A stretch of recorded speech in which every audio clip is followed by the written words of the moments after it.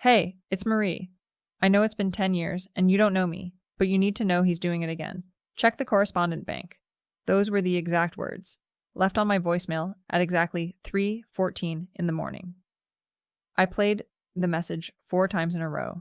The digital audio was compressed, slightly tinny, but the trembling in Marie's voice was unmistakable. It was the sound of a woman who had spent a decade drowning, finally trying to throw a life preserver to someone she saw standing on the exact same collapsing dock. I was 29 years old, sitting on the cold, mathematically precise hexagonal bathroom tile of a 4,000 square foot aggressively modern house in Austin, Texas. The central air conditioning hummed through the ceiling vents, pushing a steady stream of 68-degree air over my bare legs. I was wearing an oversized faded gray t-shirt, one of the few pieces of clothing I owned that hadn't been curated, approved, or subtly suggested by the man sleeping 30 feet away. I was shivering, though not from the air conditioning. I was gripping my phone so hard my knuckles were completely white, the tendons in my forearms aching with a dull, throbbing tension. The harsh blue-white glare of the screen was the only light in the cavernous, marble-clad room, illuminating the condensation on the glass shower doors. Through the thick oak door separating the master bathroom from the bedroom, I could hear him, the rhythmic, untroubled breathing of a man without a conscience. My fiancé, Gideon. He was asleep in our California king bed, tangled in 800 thread-count Egyptian cotton sheets. 4 hours later, the federal authorities would be freezing his entire life. And when he finally saw the paperwork, his arrogant, perfectly sculpted face, the face that had charmed venture capitalists and terrified waitstaff, would dissolve into pure, absolute, unadulterated panic. I would get to watch the blood drain from his cheeks. I would get to watch his hand shake, but by then, it was way too late. To understand why that voicemail was the single greatest gift I've ever received, you have to understand the life I was living. You have to understand the specific punishing crucible that forged me. You have to understand how perfectly I had been trained, without even realizing it, to dismantle a man like Gideon Roth. My name is Hollis Mercer. I am a cruise ship director. When people hear that title, they usually picture a peppy, aggressively tanned woman in a crisp white uniform, organizing shuffleboard tournaments on the Lido deck and calling out bingo numbers in a microphone. They picture conga lines. They picture forced smiles and watered-down piña coladas. That is not what I do. I manage a floating, self-contained, heavily armed city of 4,200 wildly entitled passengers and a crew of 1,500, representing 60 different sovereign nations. I do not organize the conga lines. I manage the international maritime law compliance that allows the ship to cross international waters without being seized by local coast guards. I handle port authority bribes, wrapped in the polite language of expedited docking fees. I coordinate multi-agency medical evacuations in the middle of the Atlantic Ocean, calculating wind shear and helicopter fuel burn rates while keeping panicked families away from the helipad. And perhaps most importantly, I handle the logistical nightmare of routing payroll through 12 different global banking systems. I spend my nights staring at spreadsheets, making sure a bartender named Ramon from the Philippines can send his wages back to his family in Manila without losing 40% to predatory currency conversion fees and intermediary bank holds. I don't just host the captain's dinner, I run the grid. I am the ghost in the machine that keeps the floating city from sinking into chaos. I wasn't born into this kind of high-stakes logistics. I grew up in Galveston, Texas, where the air always tastes faintly of salt and diesel exhaust. My parents owned a small, fiercely independent seafood distribution company. They were good people, hardworking people, trusting people. When I was 12 years old, my dad's business partner, a man who had eaten Sunday dinner at our table for 5 years, embezzled their entire operating fund. He forged dual signature authorizations, drained the commercial accounts, and vanished to Mexico on a Tuesday afternoon. I remember the exact day the bank took our house. I remember the smell of the corrugated cardboard boxes we packed our lives into, that dusty, dry paper scent mixed with the metallic tang of packing tape. But mostly I remember the sheer humiliating silence of my father, sitting at our scratched Formica kitchen table, staring blankly at a negative bank statement. His shoulders, usually so broad and capable, were slumped. He looked physically hollowed out. We had nowhere to go. My Aunt Junie moved us into the spare bedroom of her cramped second-floor apartment overlooking the Port of Houston. Aunt Junie was a retired customs agent. She had spent 30 years inspecting cargo manifests and catching smugglers. Her apartment perpetually smelled of cheap, cherry-flavored cigars, stale coffee, and lemon pledge. She trusted absolutely no one, and she wore her paranoia like a suit of armor. After the eviction, I developed a quiet, vibrating anxiety. I couldn't sleep. She used to watch me obsessively double-checking the deadbolts on our new apartment door, night after night, pushing the heavy brass latch back and forth, just to hear the click. One humid night in August, while the distant foghorns of cargo ships echoed through the open window, she walked up behind me. She smelled strongly of tobacco and peppermint. She put her calloused, heavy hand over my small, trembling hand on the deadbolt. "You're wasting your time, kid," she said, her voice a gravelly rasp. "I just want to make sure it's locked," I whispered, staring at the brass plate. "I want to make sure nobody gets in." "Hollis," she said, turning me by the shoulders, so I had to look at her deep-lined, cynical face. "A liar only checks the locks on the front door. The smart ones leave through the plumbing. You're guarding against a brute. You need to be guarding against a ghost." "What does that mean?" I asked, my 12-year-old brain struggling with the metaphor. "It means the people who ruin your life don't kick the door down," she said firmly. "They have keys, they smile at you, they drink your coffee. And while you're busy checking the front door, they're in the basement, unscrewing the pipes, draining you dry." I had no idea how much that one piece of advice would matter.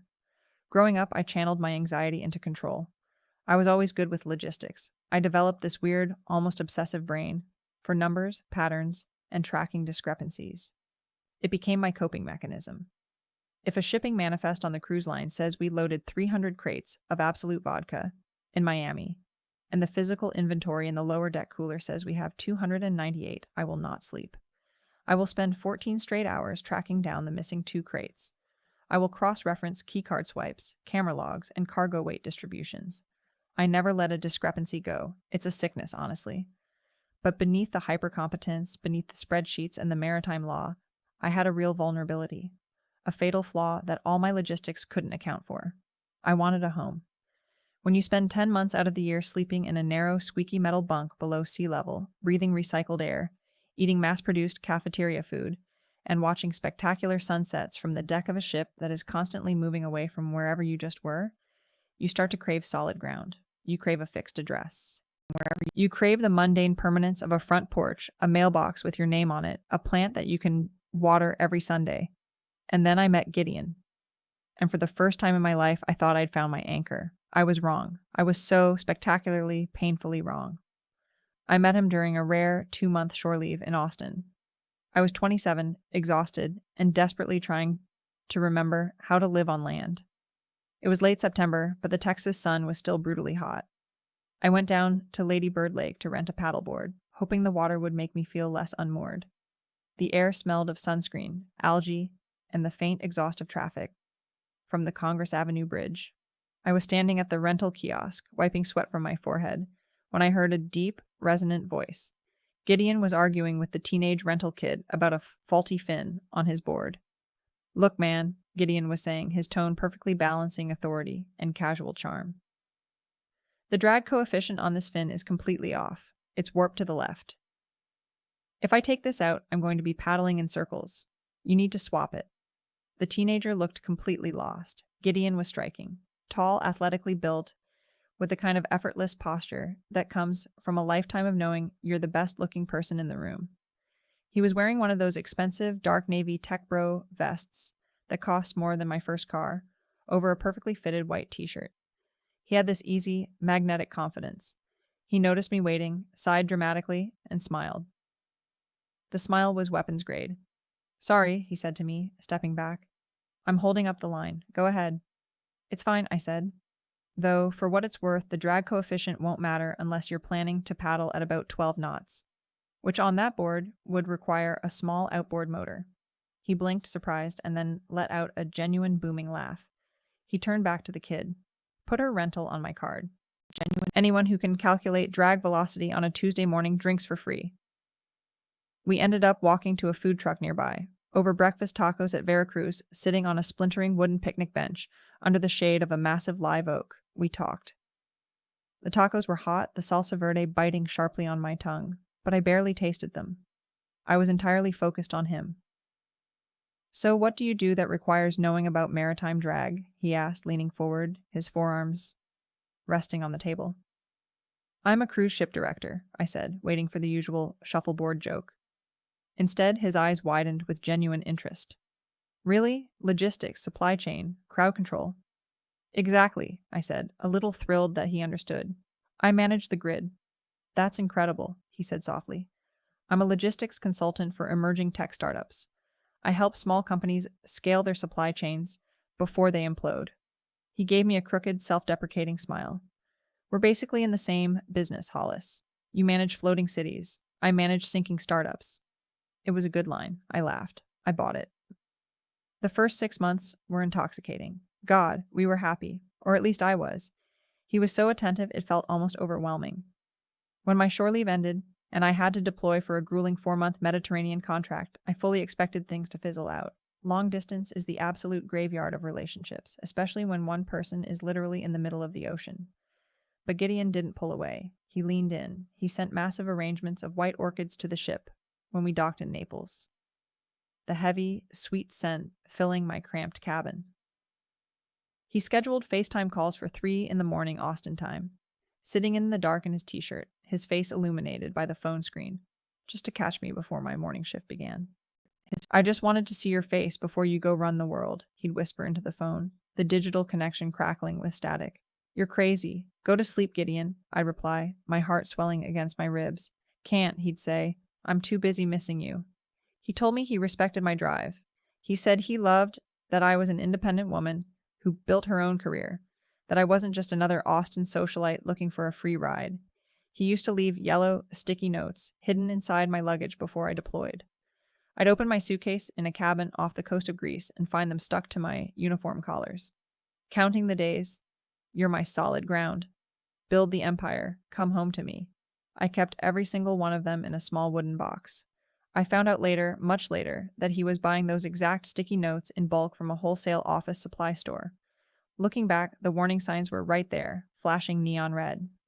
But when you are desperate for an anchor, you will convince yourself that a rusted chain is made of gold. I chose to see his behaviors as quirky professional habits, like the phone. About 8 months into the relationship, I noticed a pattern.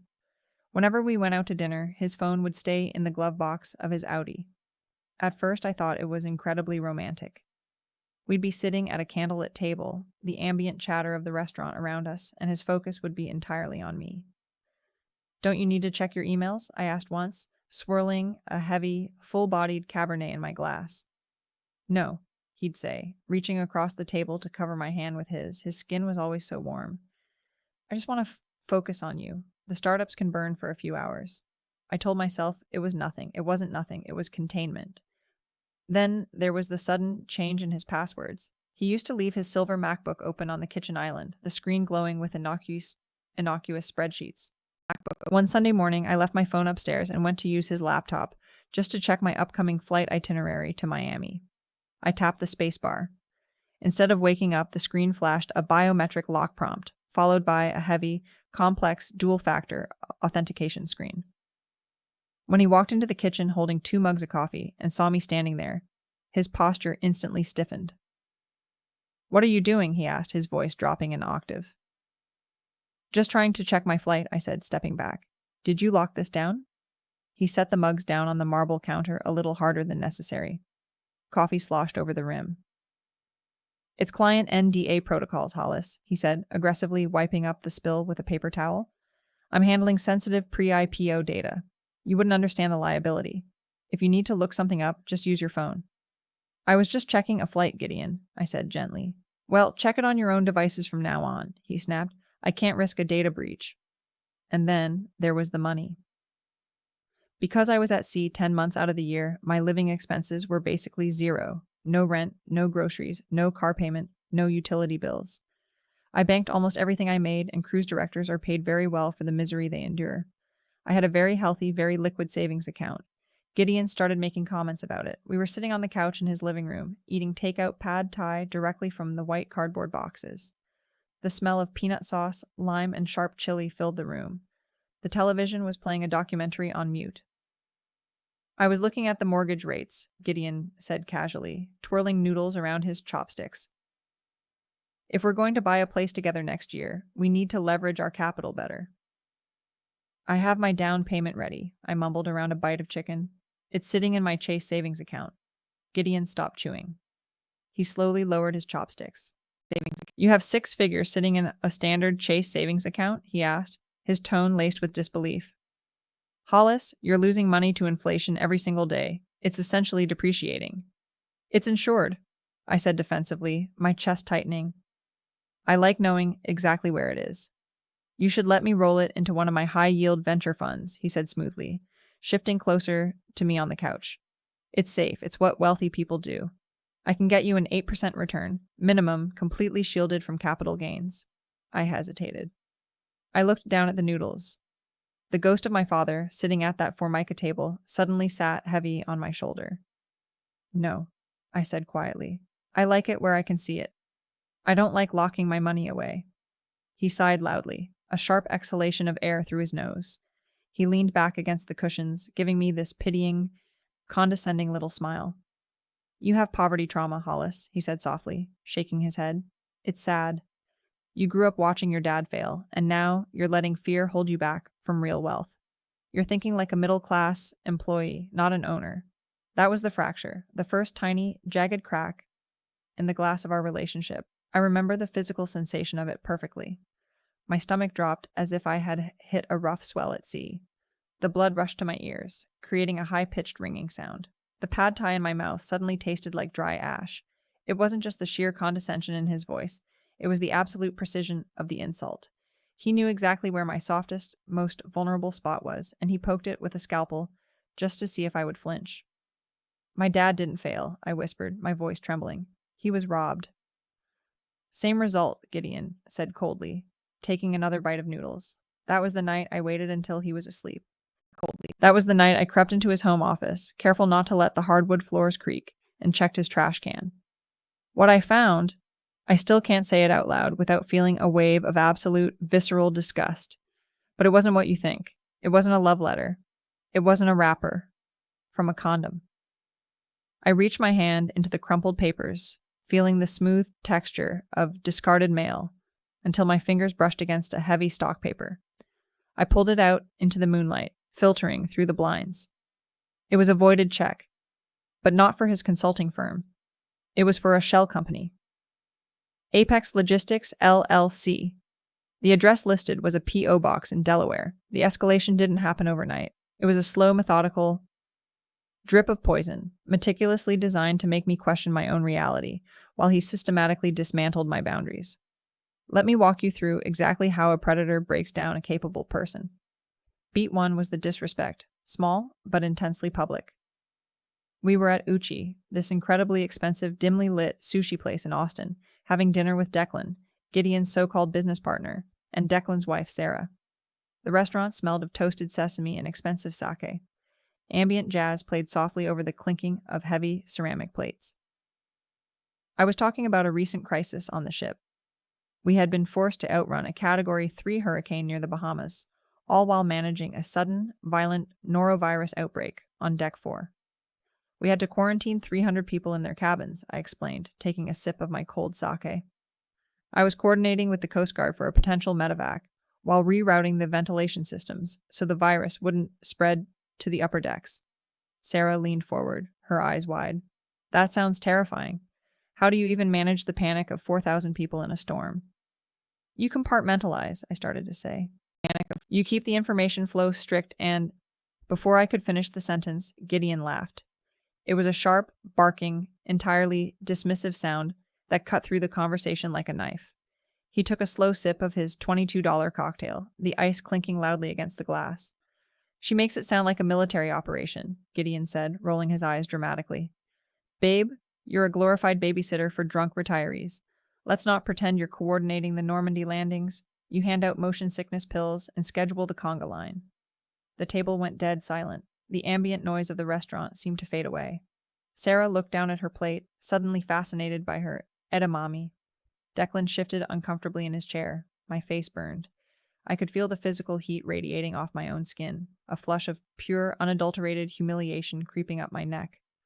That's not what I do, I said quietly, my voice tight. I'm just teasing, he said, reaching over and patting my hand with feigned affection. Don't be so sensitive, Hollis. You know I respect your little maritime gig. He left his hand on mine. It felt like a weight. Beat 2 was the control. When we got engaged 6 months later, he convinced me to open a joint checking account. It's just for logistics, he promised, standing in the kitchen in his pristine white shirt. While you're at sea, I can handle the wedding vendors, the catering deposits, the real estate brokers for the house. It just makes sense. I wanted to trust him. I wanted the home. So I transferred $68,200 into that account. It was exactly half of my life savings. Within a month, while I was back on the ship, I noticed the withdrawals. $5,000 here, $12,000 there, listed in the ledger vaguely as consulting retainer or venture seed. I called him from a satellite phone off the coast of Bermuda. The wind was whipping my hair across my face, the smell of impending rain heavy in the salty air. The connection crackled with heavy static. "Gideon, what are these withdrawals?" I yelled into the receiver, pacing the upper deck. "There's 20 grand missing from the wedding fund." "Relax," his voice came through the static, ice cold and utterly devoid of his usual charm. "I moved it." "You moved it where?" I demanded, my heart hammering against my ribs. "You're not optimizing this, Hollis. You're being overly emotional about capital," he said, his tone dripping with irritation. "I'm placing it in short-term holds for a massive return. Do you want a nice house or not?" "That wasn't the agreement. That money was for the caterer and the venue." "Let the men who understand finance handle the finance, Hollis," he snapped. "I have a meeting. I'll call you when you're being rational." He hung up. The line went dead, leaving me listening to the vast, empty sound of the ocean. Beat 3 was the replacement. I came home 2 weeks early from a grueling 2-month Pacific run. The ship had required dry dock repairs, so they flew me back to Texas. I wanted to surprise him. Gideon was supposedly in Dallas for a 3-day tech conference. I walked into our shared Austin house, dropped my heavy duffel bags on the entryway rug, and went straight to the master bathroom to take a shower and wash the smell of jet fuel and sea salt off my skin. I pushed open the bathroom door. The room was humid. The shower had been used recently, and it smelled like Le Labo Santal 33. It is a very distinct, very expensive, heavy cedar and sandalwood perfume. It hangs in the air like a ghost. I don't wear perfume. I wear sea salt, stress sweat, and exhaustion. My stomach clenched. I walked over to the marble vanity. Sitting next to the sink was my expensive, imported boar bristle hairbrush. I picked it up.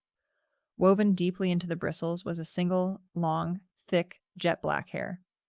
I am blonde. I stood there staring at the black hair, my hands trembling so violently I almost dropped the brush. A wave of physical nausea washed over me, so intense I had to grip the edge of the cold marble sink to keep my balance. The scent of sandalwood suddenly smelled like rotting wood. Beat 4 was the public humiliation. It was the 4th of July barbecue at Zilker Park. The Texas heat was oppressive, a sticky, 98-degree blanket that made it hard to breathe. The air was thick with the smell of mesquite smoke, roasting brisket, and cheap beer. Gideon's entire startup circle was there. I was exhausted, profoundly jet-lagged from a 20-hour flight back from Sydney. I was sitting on the edge of a red plastic cooler in the shade of a pecan tree, quietly drinking a Topo Chico, pressing the cold glass bottle against my forehead to stop a migraine.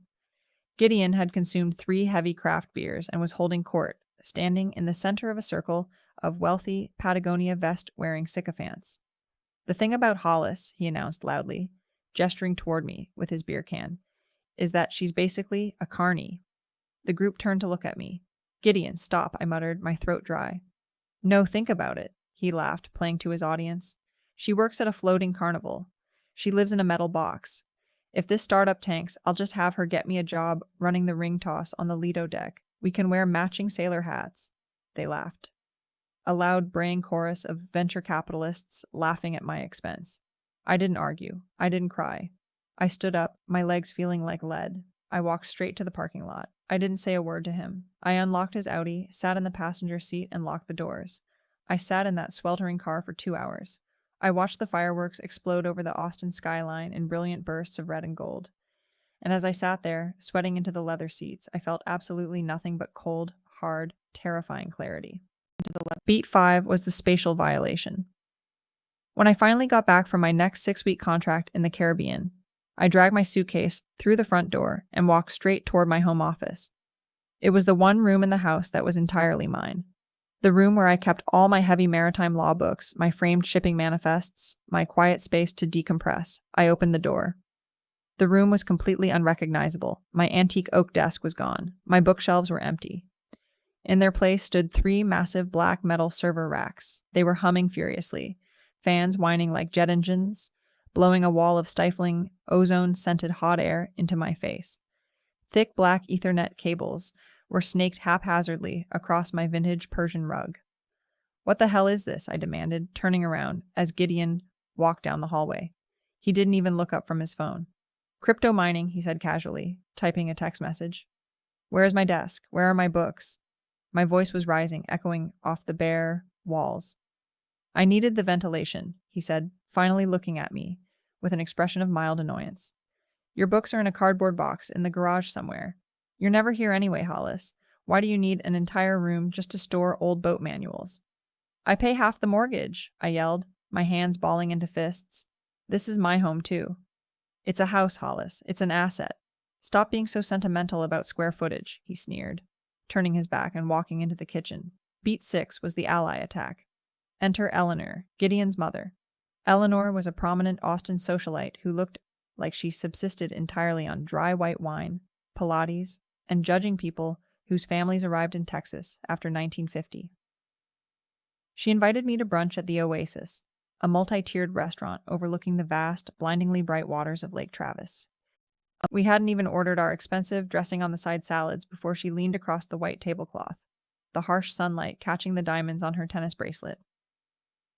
"Hollis, dear," she said, her voice dripping with venomous politeness.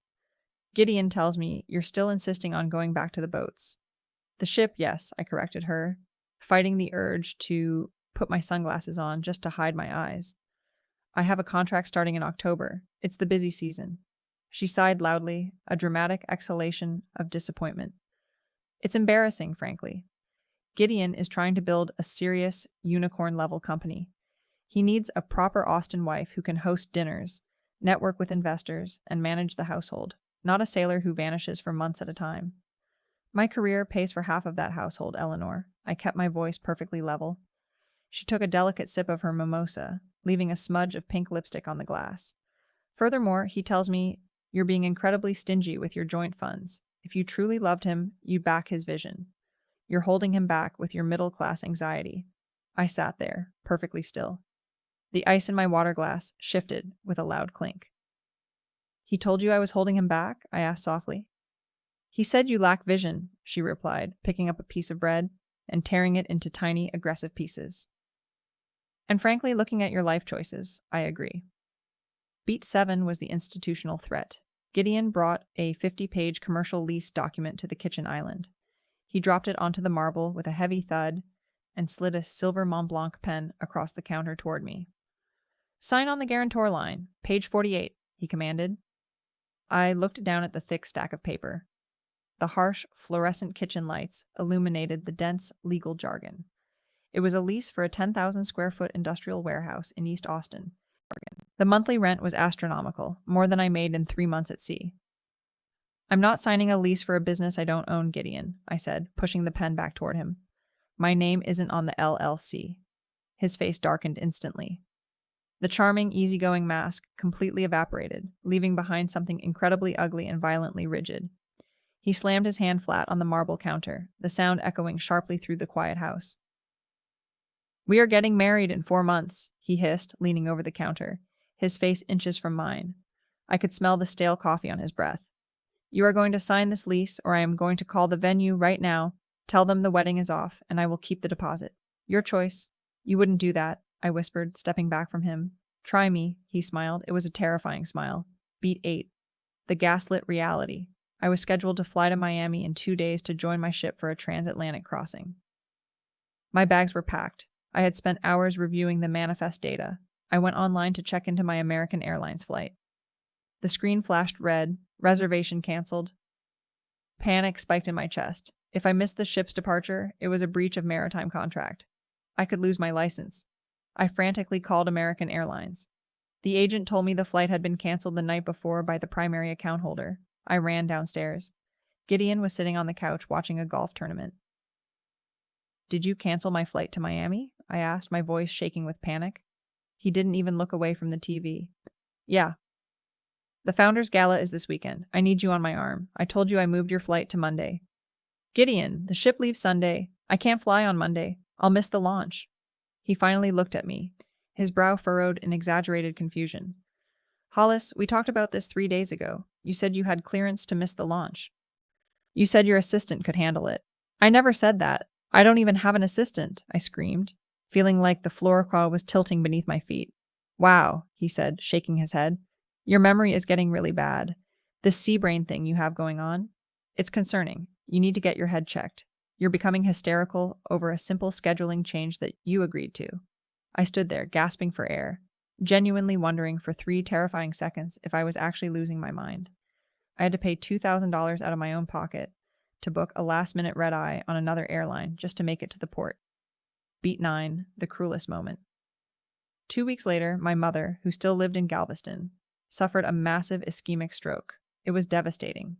The left side of her body was paralyzed. She needed specialized inpatient rehabilitation care that her basic Medicare flat-out refused to cover. The out-of-pocket cost to get her into the facility was going to be close to $60,000. I was frantic. I called Gideon from the hospital corridor. The air smelled strongly of iodine, bleach, and institutional food. The rhythmic, maddening beep of cardiac monitors echoed down the pale, green hallway. The linoleum floor was freezing beneath my thin shoes. Gideon, I sobbed into the phone, pacing the corridor. It's my mom. It's bad. I need to wire the money from the joint account to the rehab facility today. I need the $68,000. There was a long, heavy pause on the other end of the line. I could hear him typing on a keyboard. That's a problem, he said quietly. My blood stopped moving. The chill from the floor seemed to shoot straight up my spine. What do you mean that's a problem? I asked, my voice dropping to a harsh whisper. I locked that capital into a bridge loan for the startup yesterday, he said smoothly, with zero inflection of empathy. It's completely illiquid for 90 days. You can't touch it. Gideon, my mother is in a hospital bed, I screamed, not caring who in the hallway heard me. She needs that money to relearn how to walk. It is my money. In the real world, Hollis, capital doesn't care about your family emergencies, he said, his voice hardening into a patronizing lecture. You'll have to figure something else out. Take out a personal loan. Start a GoFundMe. I have a pitch meeting in 10 minutes. I have to go. He hung up. I slid down the cold, textured plaster of the hospital wall until I was sitting flat on the floor, my knees pulled to my chest. I didn't cry. I didn't scream. I just stared at the flickering fluorescent light above me, feeling something inside my chest harden into absolute ice. Beat 10. The breaking point, not an explosion. Just a quiet, internal click. The sound of a deadbolt sliding shut. A week later, I was back at the Austin house, doing laundry like a ghost haunting my own life. I pulled his expensive, tailored linen blazer out of the hamper to take to the dry cleaner. I checked the pockets, a lifelong habit. My fingers brushed against a stiff piece of paper deep in the breast pocket. I pulled it out. It was a small pale blue customs declaration slip, stamped in red ink by the Commonwealth of the Bahamas. The date stamped on it was exactly 3 days ago. Gideon had told me he was driving to Houston for a 3-day local investor meetup. He had complained about the traffic on I-10. He hadn't gone to Houston. He had gone to Nassau. I stared at the blue slip. I felt the stiffness of the paper. I looked at the red ink of the stamp. And then I stopped being a victim. I stopped being the sad, gaslit, overly emotional fiancé. I became a cruise ship director. What nobody knew, what Gideon in his infinite tech bro arrogance completely failed to realize, was that I hadn't just cried about the Le Labo perfume I found 3 months ago. I had started digging. When you work in high-level international maritime logistics, you understand fundamentally how money moves across borders. You understand that when a massive cruise ship docks in a foreign port, the local vendors supplying our fuel and food don't just take a paper check drawn on an Austin credit union. The money has to flow through a complex invisible web of international finance. Specifically, it flows through correspondent banks. Offshore banks in tax havens like the Bahamas or the Cayman Islands don't actually hold physical U.S. dollars in their vaults. If you want to move U.S. dollars to a tax haven to hide them, the Bahamian bank must use an intermediary, a correspondent bank, usually located in a major financial hub like Miami or New York. As a cruise director, I wrote payroll for 1,000 crew members through these exact banking channels every single week. I know the Swift codes. I know the routing prefixes by heart. I dream in clearinghouse identification numbers. When Gideon told me he locked my $68,200 into a bridge loan, I didn't just sit there and take his word for it. The night I got back from the hospital, while he was snoring in bed, I sat in the dark kitchen. The glow of my laptop illuminated my face. I logged into our joint account. I bypassed the summary screen and pulled the raw, unformatted CSV data export of the wire transfer. He had masked the transfer description to look like it went to an Austin LLC called Apex Seed Capital. But Gideon was a consultant, not an accountant. He made a fatal, amateur mistake. He didn't scrub the raw metadata. He left the intermediary routing number embedded in the transaction memo field. I recognized the prefix immediately. 0210.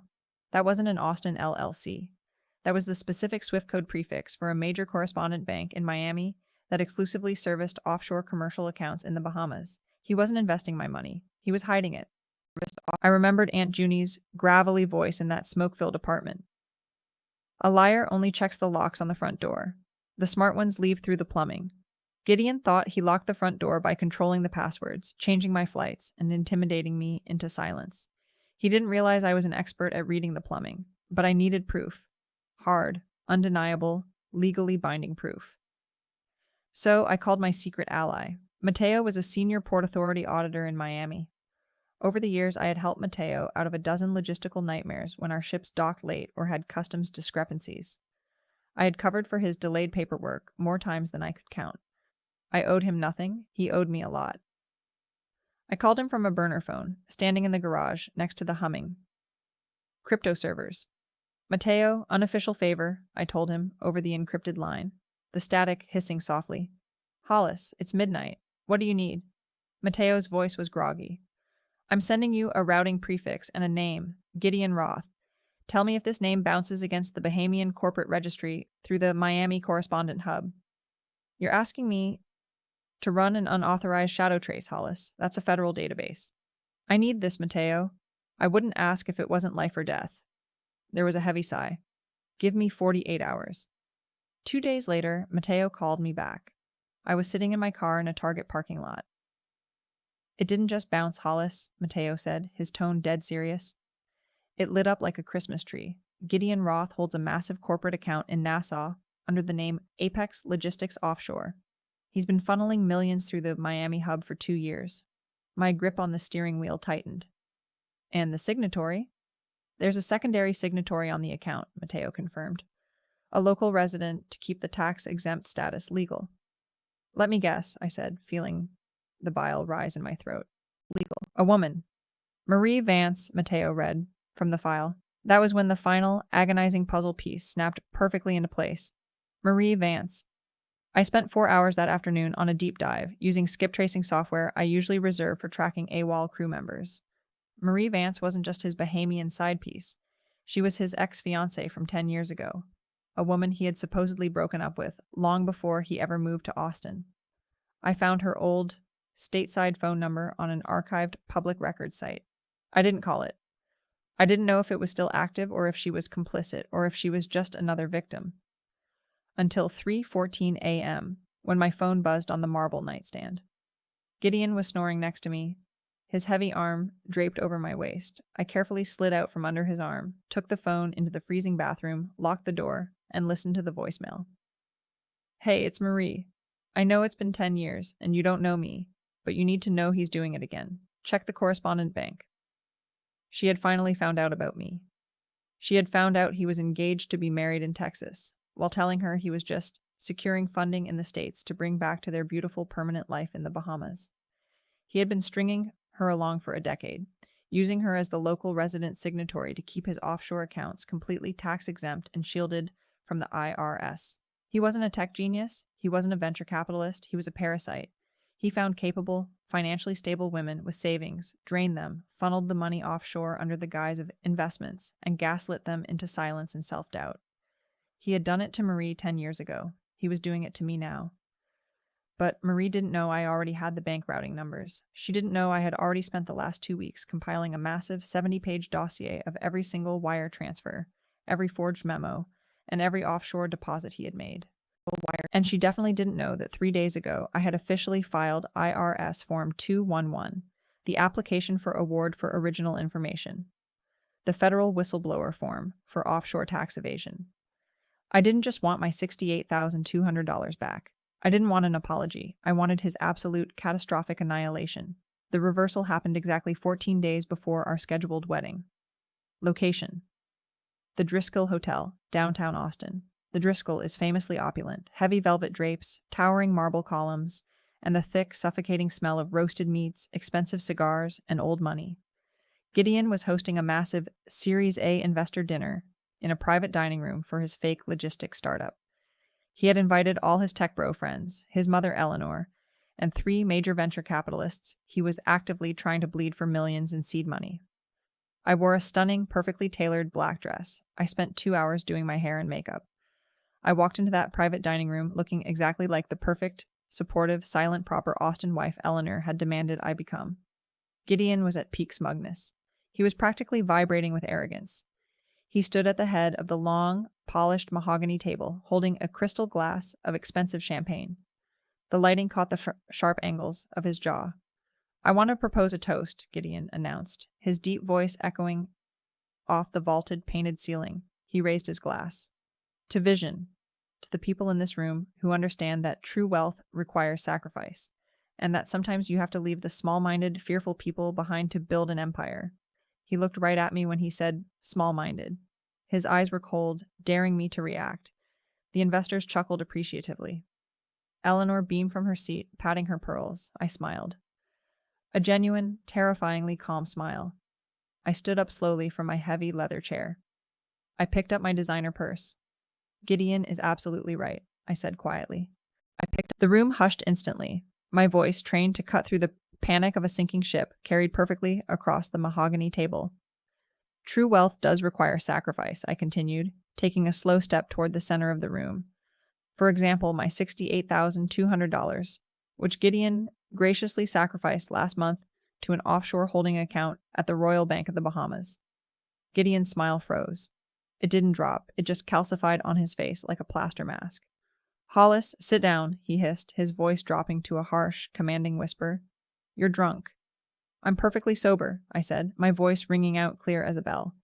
I reached into my bag. I pulled out a thick, heavy manila folder, secured with a red elastic band. I tossed it onto the polished mahogany table. It slid perfectly, stopping right in front of the lead venture capitalist, a gray-haired man named Thomas. "What is this?" Thomas asked, looking suspiciously at the folder. "That," I said, maintaining absolute eye contact with Gideon, "is a complete 70-page forensic trace of Gideon's fake bridge loans. He isn't building a tech company, Thomas. He's funneling your seed money, and my life savings, into an account in Nassau under the name Apex Logistics Offshore. The correspondent bank SWIFT records and the wire metadata are on page 4. Declan, the so-called business partner, stood up so fast his heavy dining chair tipped over backward, crashing loudly onto the hardwood floor. "Gideon, what the hell is she talking about?" Declan shouted, looking frantic. Gideon's face was rapidly losing color. The arrogant flush was gone, replaced by a sickly, ashen gray. He looked exactly like a man who had just stepped confidently off the edge of a cliff and was suspended in midair, waiting for gravity to notice him. "She's crazy," Gideon stammered, his hands visibly shaking now. He gripped the edge of the table so hard his knuckles turned white. "She's a jealous, crazy woman. She doesn't understand high-level finance. It's a complex tax shelter." "I don't understand tech finance, no," I said softly, walking slowly toward the door. "But I understand maritime transit codes. I know that a blue custom slip in your jacket means you flew to Nassau, not Houston. I know your offshore signatory's name is Marie Vance." At the name Marie, Gideon physically stumbled backward. His shoulder hit the oak-paneled wall with a heavy thud. He began to hyperventilate, his chest heaving under his tailored suit. "And," I continued, checking my watch, noting the exact time, "I know that exactly 20 minutes ago, the IRS Criminal Investigation Division, acting on my Form 211 whistleblower filing, executed a total freeze order on every domestic and correspondent account tied to your social security number. You are completely bankrupt." The room erupted into absolute chaos. Thomas ripped open the folder and began frantically scanning the spreadsheets. Declan lunged across the table, screaming at Gideon, grabbing him by the lapels of his suit. Eleanor stood up and dropped her champagne glass. The crystal shattered loudly on the hardwood floor, splashing expensive wine across her designer shoes. Gideon pushed Declan away and looked at me. His arrogant mask was completely, irreparably gone.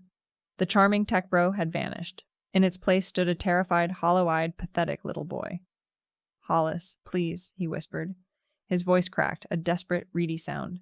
"Please, we can fix this." I looked at him. I didn't gloat, I didn't scream, I didn't feel the need to call him names. "Enjoy the plumbing, Gideon," I said. I turned around, pushed open the heavy oak doors, and walked out of the Driscoll Hotel, stepping out into the warm Texas night air. I breathed in deeply. It was the best air I had ever tasted. The cascade of ruin was spectacular, and it happened with terrifying speed. Within 2 weeks, the investors filed a massive multi-million-dollar civil suit against Gideon for fraud and misrepresentation. Within a month, the IRS audited his entire 10-year financial history. Because I was the official documented whistleblower who provided the SWIFT codes, the raw metadata, and the correspondent bank traces, the IRS successfully recovered my $68,200 as part of the initial asset seizure. Furthermore, under the federal whistleblower program, I was awarded a 15% bounty on the total millions they recovered from his offshore accounts. Gideon lost the Audi. He lost the modern house in Austin. He lost his passport. Enablers fall too.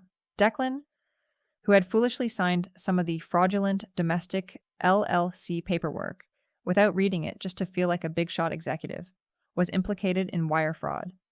He managed to avoid jail time by cooperating with the feds, but Sarah left him, and his reputation in the Austin tech scene was permanently, radioactively destroyed. Eleanor had to put her own pristine lakefront house up as collateral to pay for Gideon's exorbitant federal defense attorneys. She was forced to resign from her country club board in absolute disgrace. 6 months later, I was sitting on the balcony of my new, beautiful apartment in Galveston. The rent was paid in full for the year.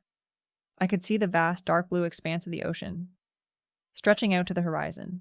I was drinking hot, black coffee, feeling the warm salt air blowing across my face, ruffling my hair. My phone rang. It was an unknown number. I took a sip of coffee and answered it. Hollis. It was Gideon. He was calling from a collect line. He sounded exhausted, diminished, completely broken. The magnetic charm, the booming confidence, was entirely gone, replaced by the raspy, wheezing desperation of a cornered animal. Hollis, he breathed. They're taking everything. The feds took my mother's house today. I know, I said calmly, watching a seagull dive toward the water. I'm facing 4 years in federal prison, Hollis. 4 years. I have absolutely nothing left. You have exactly what you built, Gideon, I told him, my voice devoid of any sympathy. There was a long silence.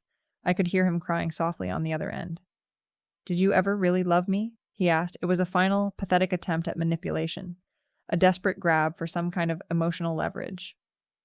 I loved the man I thought you were, I said, tracing the rim of my coffee mug. But he didn't exist. He was just a ghost. I hung up. I blocked the number permanently.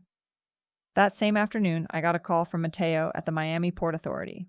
He wasn't calling in a favor. He was passing along news. The cruise line was promoting me. I wasn't just going to be a ship director anymore, sleeping in metal bunks below sea level. I was being promoted to fleet director of logistics. I would be managing the routing, payroll, and emergency operations for 6 massive ships from a beautiful, climate-controlled corner office in Miami. I finally had my solid ground. I sat back in my patio chair and thought about Aunt Junie. I thought about the time we spent in that tiny, smoke-filled apartment after my dad lost everything to a man who smiled and drank his coffee. She was right. A liar only checks the locks on the front door. But when you spend your life navigating oceans, you learn the hard truth about survival. The real storms, the ones that sink you, never knock politely on the front door. They come from beneath. They find the microscopic cracks in the hull. And if you aren't paying absolute attention to the pressure, they will pull you under the black water and drown you. Gideon thought I was just a glorified babysitter for drunk tourists. He thought I was blind, emotional, and easily controlled. He didn't realize that I had spent my entire adult career tracking down exactly what goes missing in the dark and holding the people who took it accountable. I took a long, slow sip of my coffee, listened to the rhythmic sound of the waves crashing violently against the Galveston seawall, and for the first time in years, I genuinely smiled.